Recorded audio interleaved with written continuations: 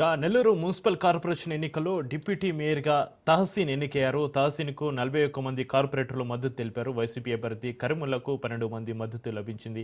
తహసీన్కి MLA Kotamreddy Sridhar Reddy మద్దతు తెలుపగా YCP అభ్యర్థికి MLC Parvathareddy Chandrasekhar Reddy మద్దతు ఇచ్చారు. 41 ఓట్లు సాధించిన తహసీన్ను డిప్యూటీ మేయర్గా ప్రెసిడెంట్ అధికారి జాయింట్ కలెక్టర్ కార్తిక్ ప్రకటించారు.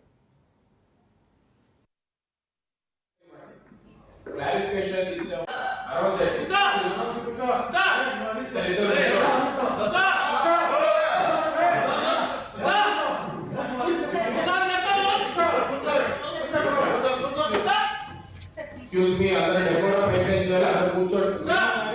నేను అబ్జెక్షన్ ఏమంటే రిటర్న్ ఇవ్వండి. కూర్చోండి మీరు చెప్పారు మిమ్మల్ని క్లియర్ గా అడిగాను. అబ్జెక్షన్ ఏమంటే రిటర్న్ ఇవ్వండి. క్లారిఫికేషన్ ఇచ్చాము.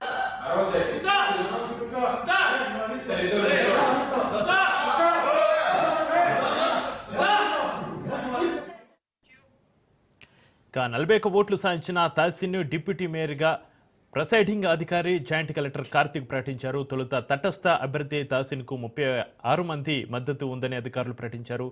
చేతులెత్తి మద్దతు తెలియజేసిన కార్పొరేటర్లను లెక్కించడంతో 41 మంది సభ్యుల మద్దతు ఇచ్చినట్లుగా కార్పొరేషన్ అధికారులు గుర్తించారు. పూర్తి మెజార్టీ ఉండడంతో డిప్యూటీ మేయర్గా ఎన్నికైనట్లుగా ప్రకటించారు. దీనికి సంబంధించి మరింత సమాచారాన్ని మా ప్రతినిధి చరిత్ ఫోన్ లైన్లో అందిస్తారు. చరిత్, ఏదైతే రాష్ట్ర వ్యాప్తంగా కూడా ఈ మున్సిపల్ కార్పొరేషన్లు అలాగే మున్సిపల్ చైర్మన్ అయితే ఎన్నికలు జరుగుతున్న పరిస్థితి ఉంది.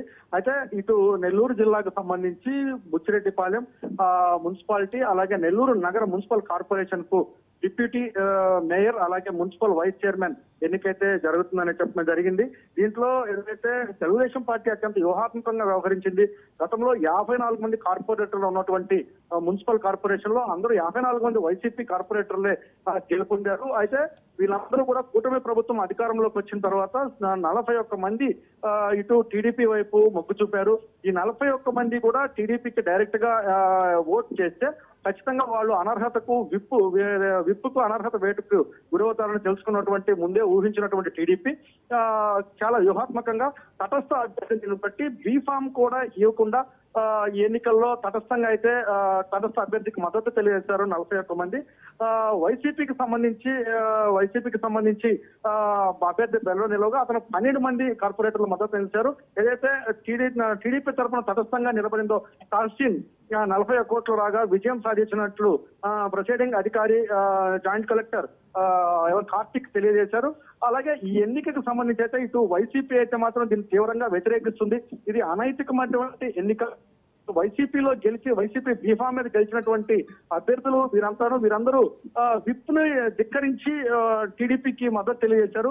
అయితే ఇక టీడీపీ అనేది మెన్షన్ చేయకుండా తటస్థ అభ్యర్థి అంటూ కూడా వాళ్ళు తెలియజేశారు. ఏదేమైనప్పటికీ విప్ జారీ అయిన తర్వాత విప్పుకు అనుకూలంగా ఏదైతే బీఫామ్ తీసుకున్న పార్టీలు బీఫామ్ మీద గెలిచారో ఆ పార్టీకే ఓటేయాల్సి ఉంటుంది. ఇటు తటస్థంగా ఓటేసినప్పటికీ ఖచ్చితంగా కూడా అది విప్పు ధిక్కరణ కిందే వస్తున్నట్టు కూడా వైసీపీ వాదిస్తుంది. అయితే ఇటు టీడీపీకి సంబంధించిన ఎవరైతే కార్పొరేటర్ ఉన్నారో వీరైతే మాత్రం చాలా గట్టిగా ఉన్నారు. వాళ్ళందరూ కూడా వీళ్ళు న్యాయపరంగా పోరాటం చేసి కోర్టు నుంచి ఈ రిజల్ట్స్ వచ్చేసరికి కూడా వాళ్ళ పదవీ కాలం ముగుస్తుందంటూ కూడా వాళ్ళు ధైర్యంగా ఉంటున్న పరిస్థితి.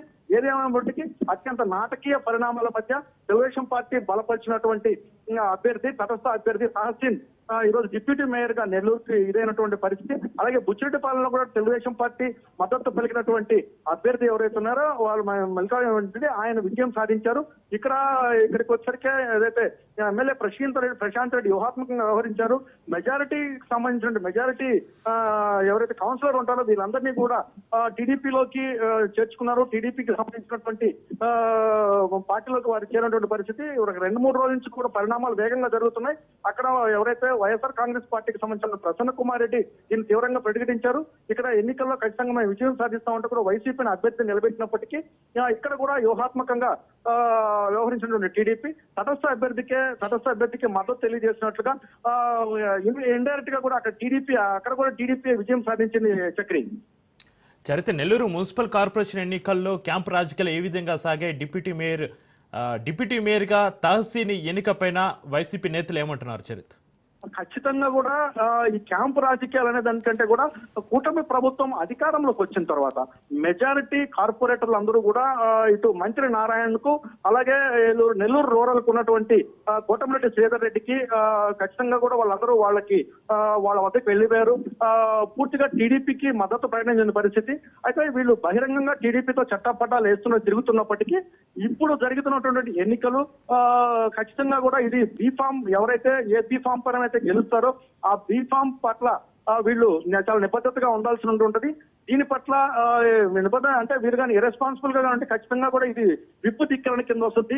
విప్పు ఇటు వైఎస్ఆర్ కాంగ్రెస్ పార్టీ అయితే మాత్రం ఈ రోజు జరిగినటువంటి కూటమికి మద్దతు పెడికి తటస్థంగా ఓటు వేసినటువంటి వారికి అయితే విప్పు జారీ చేశామని కూడా చెప్తున్నారు.